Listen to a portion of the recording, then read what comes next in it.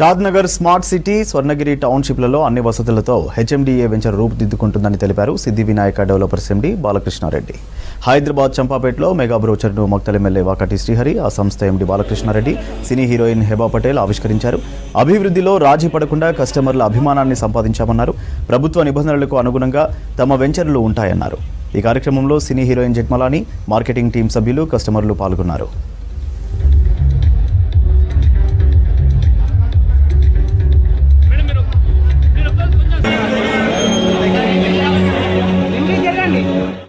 ఈ రోజు సిద్ధి వినాయక కంపెనీలో 48,000 ఐడీలు ఉన్నాయి. 48,000 ఐడీలు ఉన్నాయి. ఇవి హైదరాబాద్